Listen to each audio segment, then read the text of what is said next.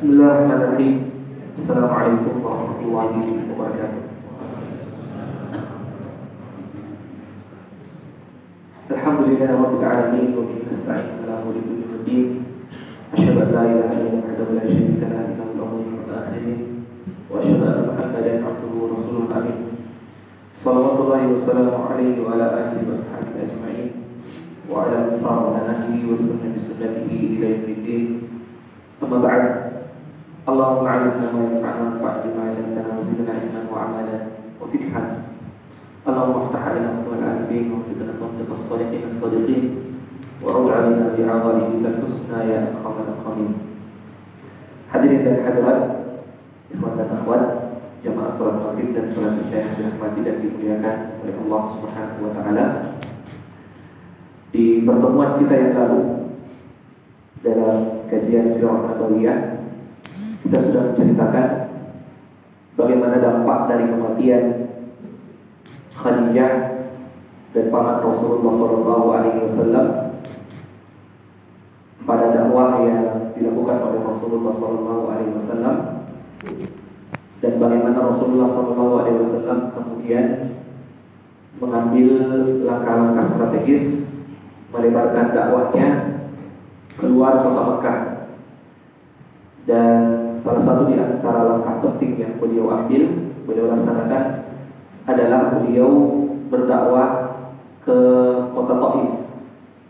Yang kita ceritakan pada pertemuan yang lalu, beliau berangkat ke sana ditemani oleh Zaid bin Harithah dengan berjalan kaki sejauh 60 mil, dan di perjalanan beliau mendakwai setiap suku yang beliau lewati. Tapi ke semua suku yang beliau ajak masuk ke dalam agama Islam, beriman kepada Allah, tidak ada yang menerima dakwah Rasulullah SAW. Dan setelah beliau tiba di kota Taif, beliau disambut oleh pemuka Taif dengan penolakan.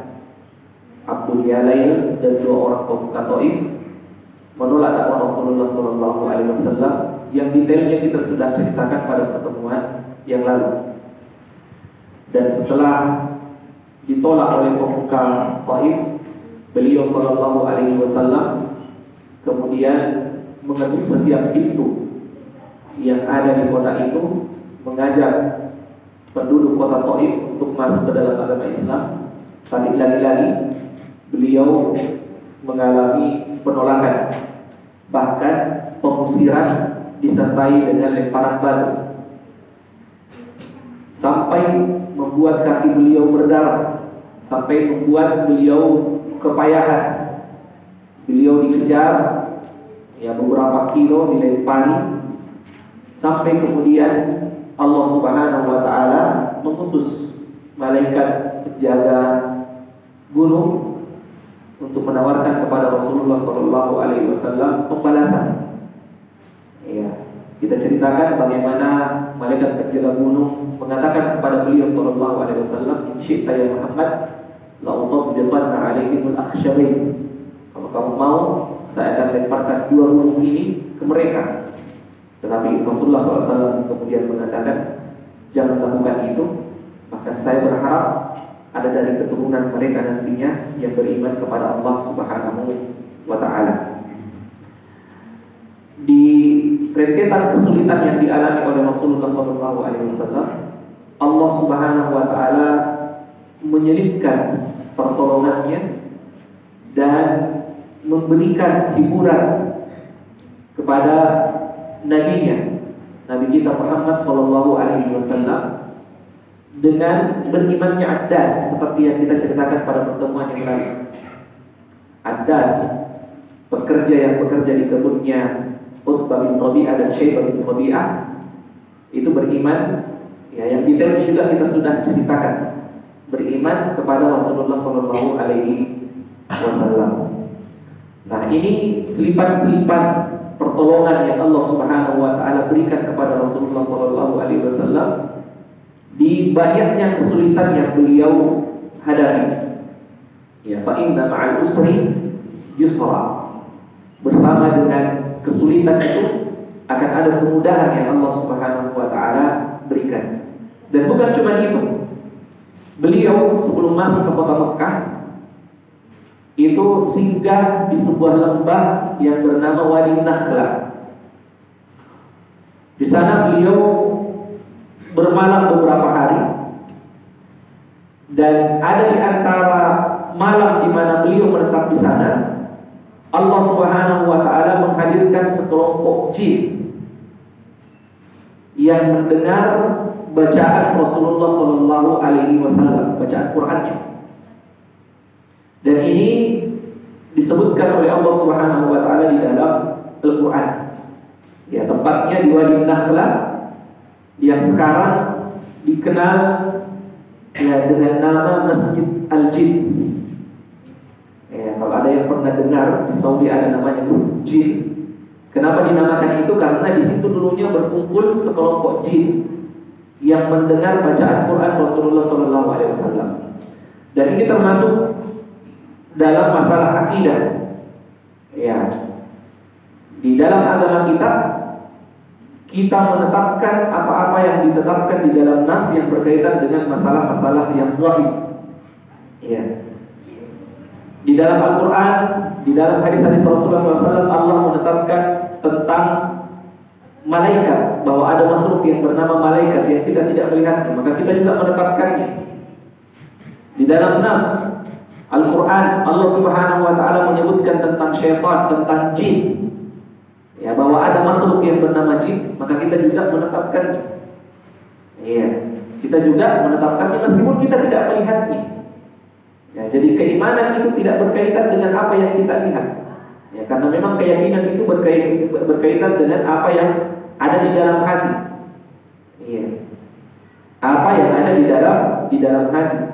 Jin ini ya disebutkan di dalam banyak ayat, disebutkan di dalam banyak hadis Rasulullah SAW bahwa mereka itu ada. Iya. Bahkan mereka bisa atau punya kemiripan dengan kita. Kalau kita punya jenis kelamin, ada laki-laki dan ada perempuan, iya, maka jin juga seperti itu. Ya, jin juga seperti itu. Ya, di dalam surat Jin Allah Subhanahu wa taala mengatakan wa annahu kana rijalun minal jinni ya'uduna birijalin minal ins. Wa annahu kana rijalun minal ins ya'uduna birijalin minal jin fazaduhum rahaqa, terbalik. Ya, dan dulunya ada sekelompok laki-laki yang meminta pertolongan, perlindungan kepada sekelompok laki-laki jin dari kalangan jin. Ya, jadi ada laki-laki dari kalangan jin. Salah satu di antara penjelasan syurahul hadits yang menjelaskan tentang doa Allahumma inni a'udzubika minal khubuthi wal khaba'ith. Ya Allah, saya berlindung kepadamu dari jin laki-laki dan jin perempuan. Ada jin laki-laki dan ada jin perempuan. Jadi kita menetapkannya seperti itu. Ya, tapi jangan lagi ada yang bertanya, Ustaz, ada juga jin yang ya tidak jelas kelaminnya.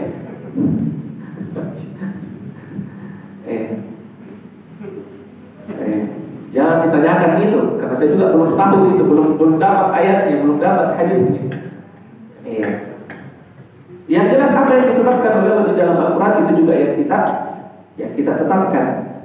Nah, di sini Allah menceritakan, dan di dalam sejarah ya para ulama tarikh menceritakan bahwa ketika Rasulullah SAW berada di Wadi Nakhla, di lembah Nakhla ini, Allah menghadirkan sekelompok jin. Ya, dan ini diceritakan di dalam Al-Quran. Wa idh sarafna ilaika nafarun minal jinni. Bagaimana ayatnya? Wa idh sarafna ilaika nafarun minal jinni yastami'una al-Quran. Falamma hadaruhu qalu ansitu. Falamma qudiya wallaw ila qaumihim munzirin. Ya, dan ketika kami menghadirkan sekelompok jin di hadapan wahai Muhammad, yastami'una al-Quran. Mereka mendengarkan Al-Quran. Ya. Dan sebagian di antara mereka berkata kepada sebagian yang lain, ansitu, diam dan dengarkan bacaannya Muhammad. Dan ketika mereka selesai mendengarkannya, mereka kembali kepada kaumnya munzirin untuk memberi peringatan. Ya. Ketika mereka sampai di kaumnya, mereka mengatakan, qalu ya qaumana inna sami'na kitaban unzila min ba'di Musa musaddiqan lima bayna yadayhi yahdi ila al-haqqi wa ila thariqin mustaqim. Iya. Mereka mengatakan, wahai kaumku, iya, sungguhnya kami mendengarkan kitab yang diturunkan setelah Nabi Musa, yang membenarkan kitab-kitab yang datang sebelumnya, yang memberi petunjuk kepada kebenaran dan memberi petunjuk kepada jalan yang lurus. Ya qaumana ajibu da'i Allah wa aminu bihi. Wahai kaumku, ya, jawablah orang yang menyeru kepada Allah Subhanahu wa taala, maksudnya kepada Muhammad ini. Berimanlah kepadanya. Yaghfir lakum min dzunubikum wa yujirkum min adzabin alim. Yang akan memberikan pengampunan, Allah akan memberikan pengampunan kepada kalian dan Allah akan menyelamatkan kalian dari azab yang pedih. Ya, ini diceritakan di dalam Al-Qur'an. Ya, jin itu, ya, sekelompok jin itu datang, ya, menyimak, ya, bacaan Rasulullah SAW. Jangan juga ada yang bertanya, Ustaz, berapa kira-kira jin yang ada di sana? Ya, berapa kira-kira? Ya, jawabannya apa? Saya juga tidak tahu karena saya tidak hadir waktu itu. Ya. Dan ini satu pelajaran juga, kawan sekalian, ketika kita mau bertanya, bertanyalah yang jawabannya itu bisa menambah keimanan kita. Ya, bukan pertanyaan-pertanyaan yang sifatnya iftiradiyah. Ya. Sampai pernah ada syekh yang mengatakan ketika membahas masalah jin dan syaitan ini, ya, ada yang bertanya, Syekh, ya kalau begitu mereka itu juga beranak pinak. Syekhnya mengatakan iya. Dia bilang, kira-kira siapa namanya istrinya itu? Ya. Ada yang sampai bertanya seperti itu. Syekhnya bilang, saya juga tidak tahu karena waktu dia menikah dia tidak undang saya. Ya. Jadi apa yang ditetapkan di dalam Al-Quran, di dalam hadis itu juga yang kita tetapkan. Ini di dalam masalah akidah. Dan ini pertolongan yang kembali Allah Subhanahu wa taala berikan kepada Nabi kita Muhammad SAW. Ketika ditolak oleh suku-suku yang beliau dakwai, ketika ditolak dakwahnya oleh orang-orang yang ada di kota Taif, termasuk pembesar-pembesarnya, Allah selipkan pertolongannya dan itu menggembirakan hati Rasulullah SAW dan kembali menguatkan semangat beliau untuk mendakwahkan agama Islam ini. Iya. Dan pertolongan Allah Subhanahu wa taala itu ikhwas sekalian, iya, sebenarnya ya seperti di dalam ayat tadi yang kita bacakan, inna ma'al usri yusra. Iya. Bersamaan dengan kesulitan yang dihadapi oleh seorang hamba itu, Allah selalu menyelipkan kemudahan-kemudahan. Iya. Bukankah Allah Subhanahu wa taala bisa langsung memberikan pertolongan semua, kemenangan semua? Tetapi kenapa Allah Subhanahu wa taala justru menyelipkan pertolongan-pertolongan itu, kemenangan-kemenangan itu, keberhasilan-keberhasilan itu nanti bersamaan, iya, dengan kesulitan yang kita hadapi? Kenapa? Jawabannya atau salah satu di antara hikmahnya agar kita bisa banyak mensyukuri nikmat Allah Subhanahu wa taala.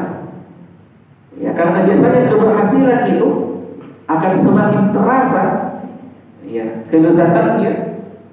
Ya, kita akan semakin gembira ketika mendapatkannya. Ketika kita sulit mendapatkannya, ada kesulitan ketika mendapatkannya. Ya. Dan kehidupan seperti itu. Ya. Ini bisa kita biasakan di dalam masalah kehidupan kita. Kenikmatan yang didapatkan oleh seorang hamba di dalam kehidupannya itu bisa sangat terasa kelezatannya ketika kenikmatan itu datang setelah kesusahan atau bersamaan dengan kesusahan. Ya, akan terasa itu dan akan gampang disyukuri. Kita akan gampang langsung mengingat Allah Subhanahu wa taala, tidak menyandarkan keberhasilan, kenikmatan yang kita dapatkan itu, ya, pada kehebatan diri kita. Tapi kita langsung menyandarkannya kepada Allah. Kenapa? Karena kita baru saja mendapatkan kesusahan, lalu Allah Subhanahu wa taala mengangkat kesusahan itu mengganti dengan kenikmatan. Itu akan sangat terasa sekali. Ya. Kalau ada orang yang diberikan kenikmatan terus, itu bisa lupa diri. Biasanya. Dan akan hambar kenikmatan itu. Ya contoh kecil. Orang yang terbiasa tidur di kasur empuk, itu kasur empuk akan menjadi biasa-biasa saja bagi diri. Kalau mau merasakan nikmatnya kasur empuk, coba beberapa malam tidur di lantai dulu. 1 malam, 2 malam, 3 malam. Baru setelah itu tidur di kasur empuk, akan terasa itu kenikmatan. Akan terasa kenikmatan. Makanan yang enak, kalau itu yang dimakan terus, itu lama-lama akan jadi hambar. Coba kalau hari ini makan coto, besoknya makan paleko, terus besoknya lagi makan sop kaki kambing, besoknya lagi makan apa lagi yang enak-enak, konro, besoknya lagi makan sate, besoknya lagi naik kolesterolnya. Akan terasa hambar gitu, akan terasa hambar. Satu pekan saja makanannya begitu-begitu terus, yakin, sampai terasa akan sangat nikmat terasa. Kalau kita langsung ganti menunya, nikmat Ustaz kalau Pak Jujuknya ayam bakar, akan terasa itu. Makanya ada yang mengatakan, ada ungkapan Arab yang mengatakan, la fa'na lil halwa fi famin i'tada 'ala al-asal. Tidak akan ada rasa manis yang terasa dari sepotong kue di mulut dan lidah orang yang terbiasa minum madu. Tidak akan terasa itu kue. Kenapa seseorang itu sulit mensyukuri hal-hal yang sederhana? Itu karena mereka membiasakan diri mereka dengan kemewahan. Akhirnya ketika mendapatkan hal yang sederhana, mereka sulit untuk mensyukurinya. Paham maksudnya? Seperti itu kehidupan. Dan ini yang bisa kita dapatkan, pelajaran yang bisa kita dapatkan dari apa yang kita ceritakan ini. Allah sengaja menyelipkan keberhasilan itu, itu di antara kesulitan-kesulitan yang dihadapi, supaya keberhasilan di dalam dakwah ini bisa langsung kita syukuri, kita langsung menyandarkannya kepada Allah Subhanahu wa Ta'ala. Dan ini yang terjadi bukan hanya pada kita, bahkan pada manusia yang termulia di muka bumi ini, dan dia adalah Nabi kita Muhammad Sallallahu Alaihi Wasallam. Dan ini menguatkan hati beliau, ini mengembalikan semangat beliau, semangat beliau untuk kembali berdakwah. Makanya setelah itu beliau kemudian mencari cara untuk bisa kembali masuk ke kota Mekah. Karena sebenarnya salah satu di antara sebabnya juga beliau keluar dari kota Mekah karena nyawa beliau terancam. Di samping untuk melebarkan sayap dakwah, termasuk di antara sebab beliau keluar berdakwah ke Taif sebenarnya karena nyawa beliau terancam. Maka beliau mencari cara bagaimana caranya supaya beliau bisa kembali ke kota Mekah.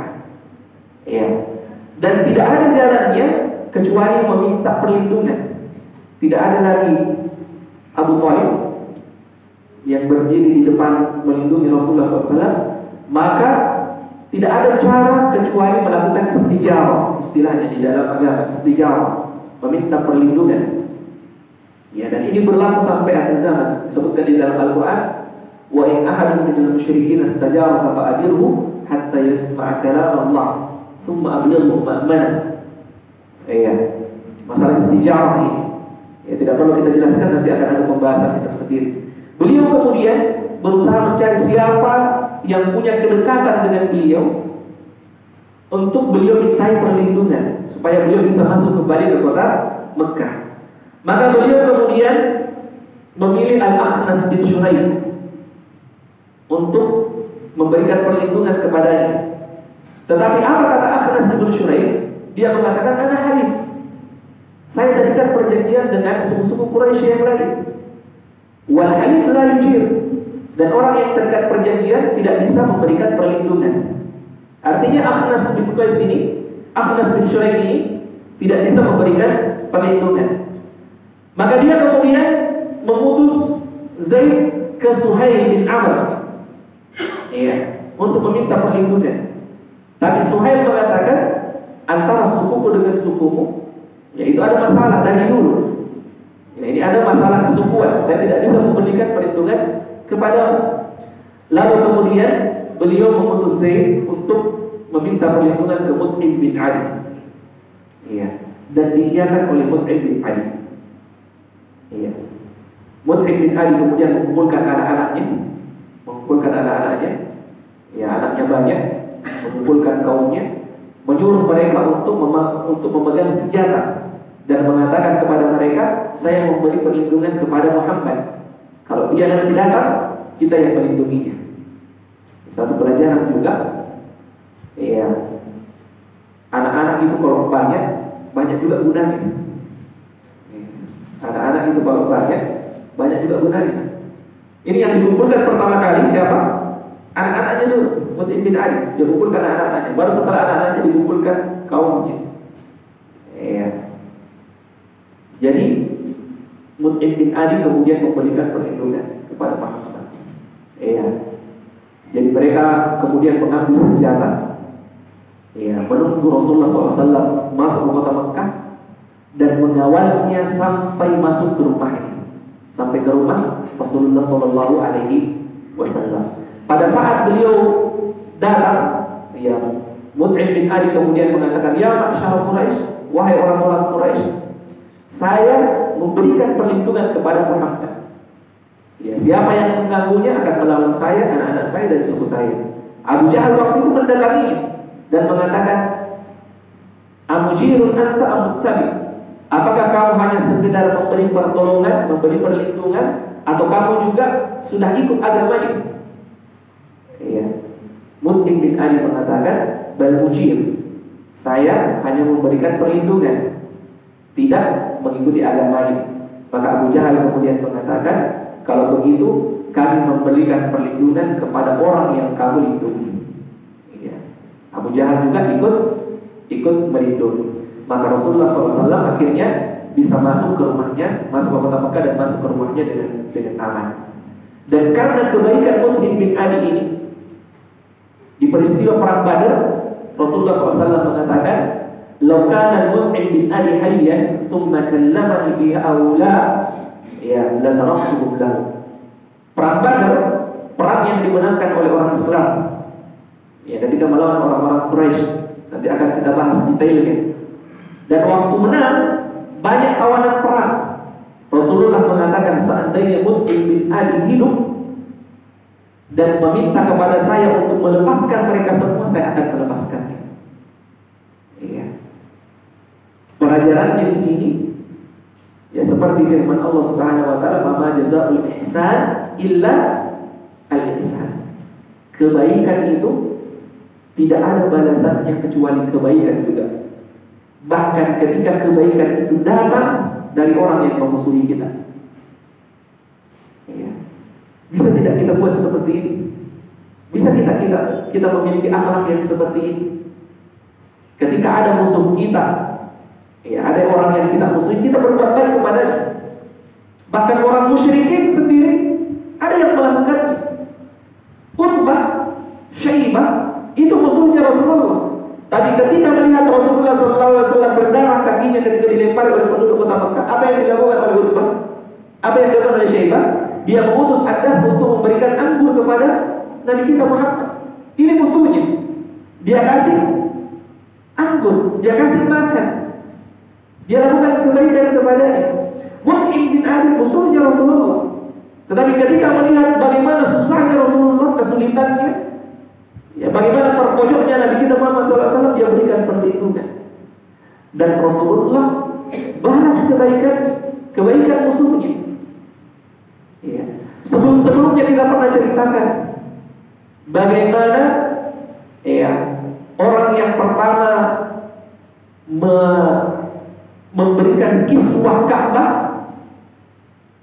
kiswah Ka'bah ketika mengepung kota Madinah, ketika berperang dengan penduduk kota Madinah. Di siang hari mereka berperang, di malam hari penduduk kota Madinah mengirimi mereka makanan dan mengatakan kepada mereka, siapa yang sakit, siapa yang luka, sini kami rawat, kami bantu. Ya, sedikit pertanyaan, siapa yang masih ingat orang yang pertama kali memberi kiswah Ka'bah? Apa itu kiswah? Ya, kain pembungkus Ka'bah. Siapa yang masih ingat? Siapa? Tabban As'ad. Betul. Atau tidak lihat catatan? Alhamdulillah, ada yang ingat. Tidak rugi pelajaran sirah kita kalau ada yang ingat. Tabban As'ad. Iya. Ya, jadi seperti itu. Nah, pertanyaannya, siapa di antara kita yang bisa berbuat seperti itu? Iya. Kalau ada orang yang kita musuhi, lalu kita lihat sangat kesulitan sekali musuh kita, itu kita kira-kira ya muncul perasaan, saya mau bantu dia. Atau kita bilang alhamdulillah, ya, syukur-syukur. Ya. Apakah kita bisa seperti itu? Ya, ini akhlak yang diperlihatkan oleh Rasulullah SAW, bahkan yang diperlihatkan oleh sebagian orang-orang Quraisy. Wal hikmah dhalatul mu'min. Kebaikan dari manapun datangnya, ya, kebenaran dari manapun datangnya, itu akan ya menjadi haknya orang beriman, harus kita ambil itu. Bahkan meskipun itu datangnya dari musuh kita, dari orang yang ya kita tidak senang. Nah, setelah kejadian ini, ya, pada tahun itu, yang sekalian yang dirahmati dan dimuliakan oleh Allah Subhanahu wa taala, adalah tahun atau setelah kejadian itu adalah waktu di mana ya orang-orang sebentar lagi akan datang untuk melaksanakan ibadah haji. Ya, datang untuk melaksanakan ibadah haji. Ya, kemarin atau beberapa pertemuan Adi Asrul pernah bertanya, berarti ibadah haji sudah ada sejak dulu? Iya. Bahkan dilakukan oleh orang-orang musyrikin. Jawabannya iya. Dan kita sudah pernah bahas di pertemuan-pertemuan awal bagaimana ibadah haji itu pertama kali dilakukan setelah Ibrahim dan Ismail membangun Ka'bah. Ya, jadi jangan heran. Ya, meskipun Islam belum dimenangkan, sudah ada ibadah haji waktu itu. Nah, waktu itu berdekatan dengan ibadah haji. Maka Rasulullah SAW ingin memanfaatkan kembali momen ibadah haji itu untuk mendakwai semua orang yang datang ke kota Mekah, mengajak mereka untuk masuk ke dalam agama Islam. Iya. Yang didakwai tentu saja perkabilah-perkabilah dan per orang-orang tertentu. Ya, ada orang-orang tertentu yang diajak masuk ke dalam agama Islam. Di antara kabilah yang datang waktu itu dan diajak, ya ini disebutkan ada kabilah Banu Amir bin Sa'sa'ah, Muharib bin Khassah, Fizarah, Nisan, Murrah, Hanifah, dan beberapa kabilah-kabilah yang lain. Dan kesemua kabilah yang diajak untuk masuk Islam ini tidak ada yang menerima dakwahnya Rasulullah SAW. Sekali lagi, tidak ada yang menerima dakwahnya Rasulullah SAW. Sekali lagi, pelajaran yang sangat penting. Ya, jangan berkecil hati ketika kita mengajak orang melakukan kebaikan lalu orang itu tidak mau melakukannya. Ya, karena jangankan kita, Rasulullah sendiri, manusia yang paling mulia di muka bumi ini, itu sangat sering ditolak ajakannya, ditolak dakwahnya. Ya, ditolak dakwahnya oleh orang-orang yang diajak masuk ke dalam agama Islam, oleh orang-orang yang diajak melakukan kebaikan. Ya, tetapi penolakan itu tidak menyurutkan semangat Rasulullah SAW. Maka begitu juga kita seharusnya. Ya, jangan sampai baru satu kali ditolak, baru satu kali dibilang tidak, kita kemudian menyerah. Ya, tidak seperti itu yang ditunjukkan oleh Rasulullah SAW. Di antara kabilah-kabilah ini, ya, atau selain kabilah-kabilah ini, ada orang per orang yang didekati oleh Rasulullah SAW ketika mereka datang ke kota Mekah, diajak masuk ke dalam agama Islam. Di antaranya ada seorang laki-laki yang bernama Suwaid bin Samit dari kota Madinah, yang waktu itu masih bernama Yathrib. Madinah sebelum hijrah Rasulullah SAW itu bernama Yathrib. Suwaid bin Samit ini seorang penyair, ya, ahli tata bahasa, ya, ahli puisi, ya, bahkan dia digelar Al-Kamil, ya, orang yang sempurna perkataannya, saking bagusnya perkataannya. Kalau dia yang mengucapkan kata-kata, menyusun puisi, merangkai merangkai sajak dan syair. Ya, bagus sekali caranya merangkai kata-kata. Makanya dia digelari Al-Kamil. Ketika dia datang ke kota Mekah, ya, Rasulullah SAW mendatanginya, mengajaknya untuk masuk ke dalam agama Islam.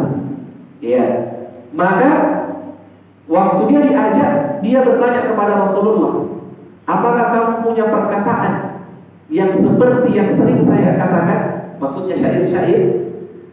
Rasulullah kemudian mengatakan, iya, apa yang kamu katakan itu? Dia mengatakan al-hikmah wa syair, kata-kata hikmah dan kata-kata syair. Ya, dia senang dengan sastra.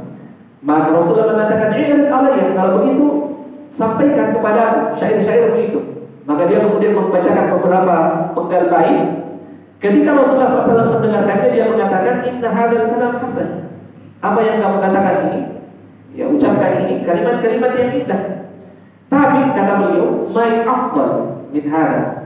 Tapi saya punya kalimat-kalimat yang jauh lebih indah dari yang kamu ucapkan ini, syair-syairmu itu. Maka Rasulullah kemudian membacakan Al-Quran kepadanya. Ya, Al-Quran kepadanya. Orang yang mengerti tentang sastra Arab, kalau dia mendengarkan Al-Quran, dia akan sangat takjub sekali tentang keindahan Al-Quran itu. Dan ini juga berlaku dengan Suwaid bin Sabit ini. Ketika dia mendengarkan Al-Quran, dia langsung tahu itu bukan syair. Itu bukan kata-kata yang bisa dirangkai oleh manusia. Dia langsung tahu bahwa itu adalah wahyu yang datang dari Allah Subhanahu wa taala. Maka dia kemudian beriman dan masuk ke dalam agama Islam. Selain dia ada Iyas bin Mu'ad. Ya, seorang pemuda datang dari suku Aus. Ya, datang dari kota Madinah juga, kota Yathrib juga. Yang waktu itu dia datang bersama dengan orang-orang di suku Aus, ingin datang ke orang-orang Quraisy meminta bantuan. Karena antara suku Aus dan suku Khazraj, dua suku besar yang ada di kota Madinah, itu selalu berperang. Dan Aus waktu itu selalu kalah jumlah dengan suku Khazraj. Makanya mereka kemudian datang untuk meminta bantuan kepada orang-orang Quraisy. Iya. Ketika dia bertemu dengan Rasulullah, Rasulullah mengatakan kepadanya, ada yang lebih bagus, ada yang lebih baik selain dari tujuan yang kamu datang ke kota Mekah karenanya. Ya, Iyas bin Mu'ad ini mengatakan, apa itu? Ini yang paling bagus ini. Kalau kami mendapatkan apa yang kami inginkan, kami bisa memenangkan peperangan. Dia bilang ada yang lebih bagus dari itu. Ya, Rasulullah kemudian mengatakan yang lebih bagus dari itu adalah kamu masuk Islam. Kemenangan bukan kemenangan di dunia, tetapi kemenangan di akhirat. Ya, dia kemudian diajari tentang ajaran Islam dan akhirnya dia masuk ke dalam agama Islam. Ya, kemudian ada juga seorang laki-laki yang bernama Tufail bin Amr ad-Dawsi. Tufail bin Amr ad-Dawsi ini, itu sekalian yang dirahmati dan dimuliakan oleh Allah Subhanahu wa taala. Dia adalah seorang laki-laki dari suku Daus. Ketika dia menuju ke kota Mekah, sesampainya di kota Mekah bertemu dengan keluarga-keluarganya. Semua keluarganya mengatakan, ada orang di kota Mekah, jangan sampai kamu bertemu dengan dia adalah Muhammad. Dan kalau kamu akhirnya ketemu dengannya, jangan sekali-kali dengarkan apa yang dia katakan. Karena orang yang mendengar apa yang dia katakan itu biasanya langsung benci sama keluarganya, langsung berpisah dengan keluarganya, langsung meninggalkan agamanya. Dia adalah seorang laki-laki gila, laki-laki yang meninggalkan agamanya, laki-laki yang membuat kekacauan di kota Mekah ini. Iya. Setiap keluarga yang dia temui, iya, selalu mengatakan itu semua. Ya, satu suara, satu kata. Tufail akhirnya mengiyakan. Ya, dia berkeyakinan Muhammad ini orang yang seperti yang dia dengarkan itu. Tapi satu hari ketika dia berada di kota Mekah, dia masuk ke masjid, ada Nabi kita, Nabi Muhammad sedang sholat. Dan waktu dia sholat, dia mendengarkan atau dia memperdengarkan bacaannya, bacaan Al-Quran. Ya, ini kita sering jelaskan, kita sering ceritakan bagaimana Al-Quran itu sangat berpengaruh sebenarnya bagi orang-orang yang mengerti maknanya. Maka Tufail ya tidak sadar dirinya sudah mendekat di dekat Rasulullah dan mendengarkan apa yang Rasulullah SAW baca. Ya. Dan setelah Rasulullah SAW selesai sholat, dia bertanya tentang yang dibaca oleh Nabi kita Muhammad Sallallahu Alaihi Wasallam. Ya. Maka Rasulullah jelaskan tentang Al-Quran, tentang Islam, tentang ajaran-ajarannya, sampai dia yakin betul bahwa ajaran yang diajarkan oleh beliau ini benar, tidak seperti apa yang dia dengarkan. Ya. Dia kemudian menyadari bahwa apa yang dikatakan oleh keluarganya bahwa Muhammad gila itu tidak benar. Kenapa? Tidak ada orang gila yang seperti ini. Yang seperti ini, lurusnya, ya perkataannya, bagusnya ajarannya, tidak ada orang gila yang seperti ini. Ya, maka dia kemudian masuk ke dalam agama Islam dan meminta agar Rasulullah SAW mendoakannya. Mendoakannya, dia mengatakan, saya akan balik ke kaum saya, ke suku saya akan mengajak mereka masuk ke dalam agama Islam. Didoakan oleh Rasulullah SAW. Dia pulang ke kaumnya, dia dakwai istrinya, dia dakwai anaknya, dan semuanya masuk Islam. Nah, disebutkan dalam sejarah ada sekitar 80 kepala keluarga beserta dengan keluarganya masuk Islam dari melalui tangannya, melalui dakwahnya. Setelah dia masuk ke dalam agama Islam. Kemudian ada seorang laki-laki yang bernama Diman Al-Asdi. Hampir sama dengan Tufail tadi. Bedanya Diman Al-Asdi ini datang dari Yaman dan dia adalah seorang peruqyah, pintar jampi-jampi. Waktu dia di jalan sampai dia di kota Mekah, dia selalu mendengarkan orang-orang mengatakan ada seorang laki-laki di Mekah yang bernama Muhammad. Dia adalah laki-laki yang majnun, orang gila. Dia mengatakan pada dirinya, kalau memang Muhammad ini gila, saya mau datang meruqyah dia. Saya mau jampi-jampi. Karena sudah banyak orang yang saya sembuhkan. Iya. Sudah banyak orang yang saya sembuhkan. Maka dia cari, mana itu Muhammad? Saya mau sembuhkan dia, saya mau jampi-jampi dia, supaya dia bisa sembuh dari kegilaannya. Iya. Maka ketika dia bertemu dengan Nabi kita Muhammad Sallallahu Alaihi Wasallam, dia mengatakan, ya Muhammad, ini urqi, sungguhnya saya bisa meruqyah, saya bisa menjampi-jampi. Iya. Maka bagaimana kalau saya jampi-jampi kamu? Maka Rasulullah SAW mengatakan, bagaimana dengan jampi-jampimu itu? Saya punya jampi-jampi yang lebih bagus. Apa itu? Ketika dia bertanya apa itu, Rasulullah kemudian mengatakan, innal hamdalillah nahmaduhu wa nasta'inuhu man yahdihillahu fala mudilla lahu wa man yudlil fala hadiya lahu asyhadu an la ilaha illallah wahdahu la syarika lahu wa asyhadu anna Muhammadan abduhu wa rasuluh. Ya. Ini yang dikatakan oleh Rasulullah. Apa artinya itu? Ada yang tahu artinya? Kita sering dengarkan. Ada yang tahu artinya? Kata Rasulullah, innal hamdalillah, segala puji bagi Allah. Nahmaduhu, kami memujinya. Wa nasta'inu, kami meminta pertolongan kepadanya. Iya.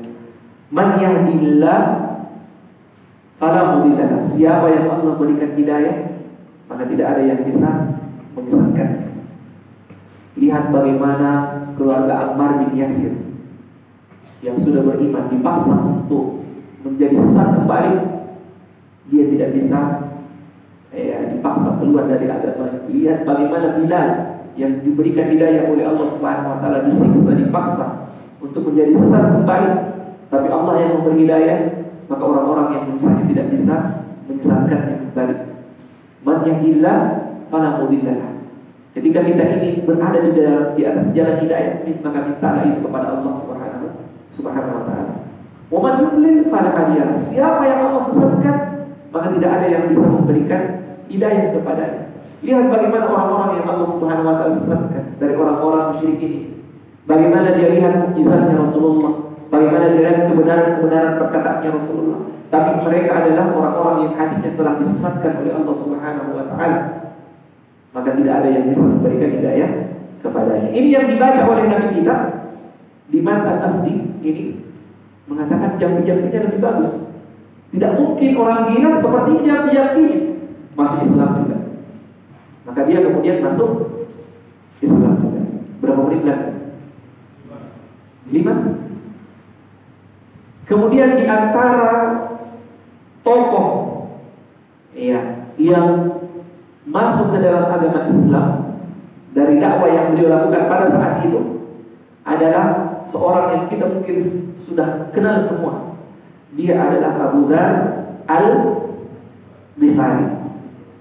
5 menit tidak cukup untuk ceritakan kisahnya. Kisahnya agak panjang.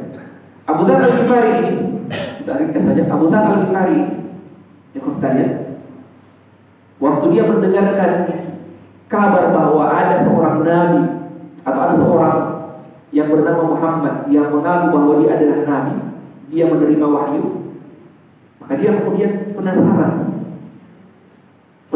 dengan wahyu yang dimaksud, penasaran dengan ajaran agama yang dia bawa, yang dia dakwahkan. Maka dia kemudian mengutus saudaranya berangkat ke kota Mekah untuk menemui Muhammad, menemui Nabi kita, untuk bertanya tentang Islam, bertanya tentang ajaran agamanya. Maka berangkat saudaranya ke kota Mekah, bertemu dengan Nabi kita, bertanya tentang Islam, dijelaskan tentang Islam. Saudaranya kemudian kembali menceritakan apa yang dia lihat, bagaimana akhlaknya Nabi, bagaimana ajaran yang diajarkan. Tapi itu tidak memuaskan rasa penasaran dari Abu Dzar Al-Ghifari. Maka apa yang dia lakukan? Dia ambil tongkatnya, dia ambil bekal, dia bawa makanan, dia bawa minum, berangkat ke kota Mekah. Waktu dia sampai ke kota Mekah, dia tidak langsung ketemu dengan Nabi. Dia cari-cari tetapi dia tidak dapat, sampai akhirnya dia masuk ke masjid, duduk di sana, minum air zam-zam sampai malam tiba. Ya, orang-orang sudah mulai hening, tidak ada lagi tinggal 1-2 orang yang lewat. Ya, di antaranya Ali bin Abi Thalib. Ketika Ali melihatnya, dia mengatakan, kayaknya kamu ini pendatang. Kamu istirahatnya di mana? Dia mengatakan, dia benar, saya pendatang dan saya tidak tahu di mana saya istirahat. Maka Ali mengatakan, kalau begitu datang ke rumah, menginap di rumah. Dan ini satu tradisinya orang Arab, kedermawanannya.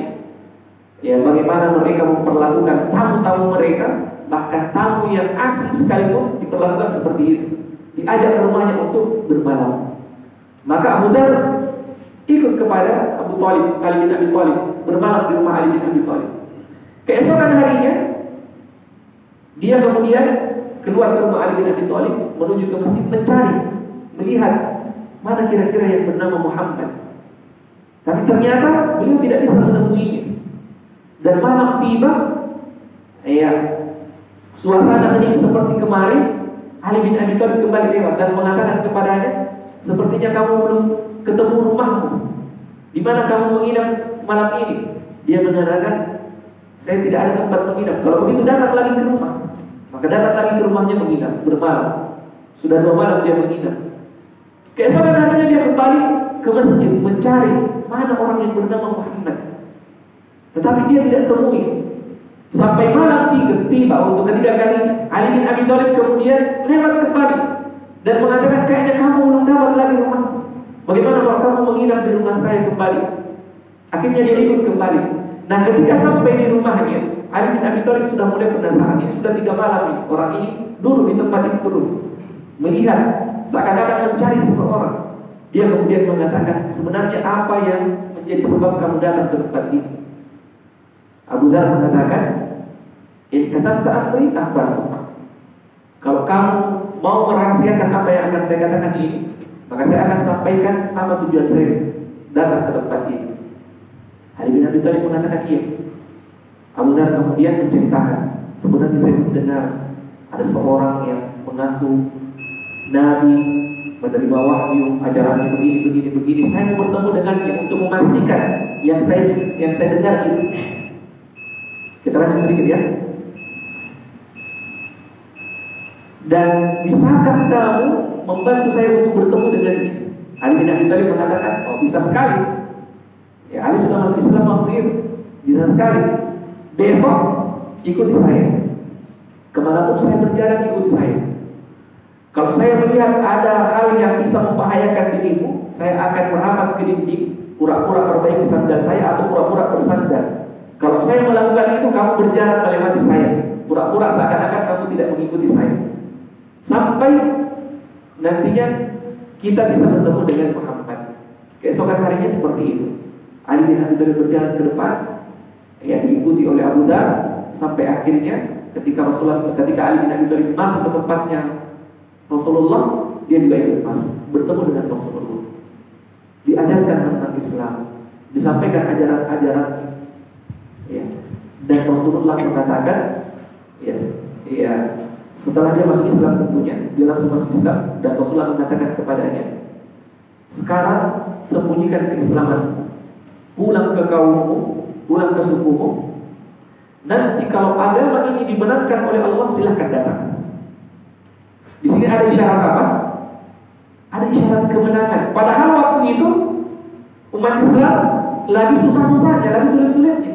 Bahkan dakwahnya Rasulullah SAW tidak seperti dulu ketika Abu Thalib, ketika Khadijah hidup. Tapi Rasulullah mengatakan apa kepada Abu Dhar? Nanti kalau agama dimenangkan oleh Allah, silahkan datang.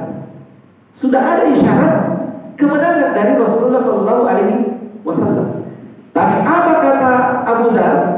Abu Dhar mengatakan, tidak, saya tidak akan kembali hatta la usrikhanna islami baina wujuhihim. Tidak, saya tidak akan kembali sebelum saya teriakkan keislaman saya di hadapan orang-orang Quraisy. Maka dia kemudian keluar menuju ke Ka'bah, ya, berdiri di dekat Ka'bah dan mengatakan, ya ma'syar Quraisy, wahai orang-orang Quraisy, ya, asyhadu an la ilaha illallah wa anna Muhammadar Rasulullah. Maka orang-orang yang mendengarkannya mengatakan, qumu ilaihi fadribuhu. Ya, berdiri semuanya, pukuli orang ini. Maka orang-orang semua berdiri dan memukulinya. Sampai beliau mengatakan, faduritu hatta kintu an amut. Saya kemudian dipukuli oleh orang-orang pada waktu itu sampai saya hampir mati.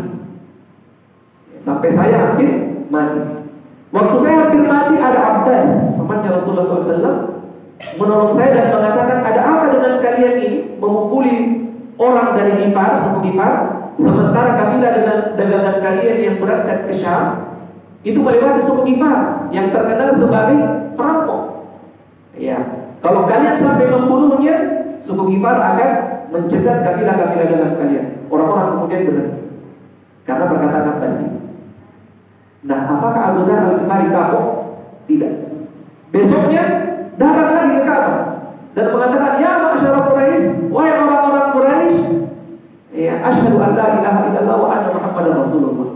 Dipukuli lagi. Dan lagi Abbas datang dan mengatakan, wahai orang-orang Quraisy, jangan kalian bunuh orang ini karena orang ini dari suku Ghifar. Kalau kalian membunuhnya, suku Ghifar akan mencegah kafilah dengan kalian yang berangkat ke Syam. Maka orang-orang berhenti. Apakah Abu Dhar Al-Ghifari kapok? Tidak. Datang lagi besok dan mengatakan, wahai orang-orang Quraisy, asyhadu an la ilaha illallah wa anna Muhammadar Rasulullah. Asyhadu an la ilaha illallah wa anna Muhammadar Rasulullah. 3 kali dia datang seperti itu. Barulah ketika orang-orang khawatir dengan nasibnya, dia kemudian disuruh pulang dan akhirnya pulang. Ada satu hari, sebutkan dalam beberapa riwayat Allah Alam, ketika Rasulullah berkumpul bersama dengan sahabat-sahabatnya, ada sekelompok orang yang datang, banyak sekali, tidak terhitung jumlahnya, datang. Dan sekelompok orang itu menemui Rasulullah SAW, banyak sekali. Iya. Dan ketika mendekat, ternyata dia adalah siapa? Abu Dhar Al-Ghifari bersama dengan kaumnya yang sudah dia Islamkan. Abu Dhar Al-Ghifari bersama dengan kaumnya yang sudah dia Islamkan. Begitu semangat keislaman orang-orang dahulu itu sekalian. Begitu semangat menyebar kebaikan orang-orang dahulu, semangat yang seharusnya kita contoh. Kita tidak boleh menjadi orang yang soleh sendiri, ya, tetapi kita juga mesti menjadi orang yang muslim. Ya, bukan hanya soleh sendiri, yang senang dengan kesolehan sendiri, ya, nyaman dengan kesolehan sendiri, tidak. Tetapi kita harus berusaha menjadi orang yang muslim, yang ikut menularkan kesolehan, ya, kepada saudara-saudara kita, kepada saudara-saudara kita yang lain. Ya, dan ini yang bisa kita ambil pelajaran dari kisahnya Abu Dhar Al-Ghifari yang tadi kita ceritakan itu bersama dengan Tufail tadi yang kita ceritakan, bagaimana ketika dia kembali ke kaumnya, dia kemudian mendakwakan agama. Satu kebaikan yang kita dengarkan, jangan sampai kebaikan itu terhenti di telinga kita. Jangan sampai hanya berhenti di telinga kita, hanya berhenti di diri kita, tetapi kebaikan yang kita dengarkan itu kita sampaikan ke orang lain. Kita sampaikan ke orang lain, agar orang lain juga bisa merasakan nikmatnya berbuat kebaikan, dan kebaikan yang kita sebarkan itu bisa menjadi amal jariah untuk kita. Betapa banyak orang-orang yang sudah mati jasadnya, sudah berbaring di kuburan, tetapi ternyata pahalanya terus mengalir di sisi Allah Subhanahu wa taala. Kenapa? Salah satu di antara sumber kebaikan yang terus mengalir itu adalah kebaikan yang pernah diajarkan kepada orang lain. Mudah-mudahan bermanfaat. Selama waktu kita cukupkan sampai di sini. Subhanallah wa bihamdihi, asyhadu an la ilaha illa anta, astaghfiruka wa atubu ilaik. Assalamualaikum warahmatullahi wabarakatuh.